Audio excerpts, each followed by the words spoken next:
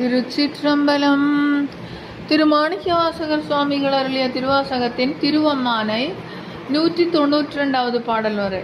கிளிவந்த மென்மொழியாள் கேழ்கிளரும் பாதியனை வெளிவந்த மாலயனும் காண்பறிய வித்தகனை தெளிவந்த தேரலை சீரார் பெருந்துரையின் எளிவந்து இருந்து இறங்கி என்னறிய இன்னருளால் ஒளிவந்து என் உள்ளத்தில் உள்ளே ஒளிதிகழ அழிவந்த கந்தனனை பாடுதும் காணம்மானாய்.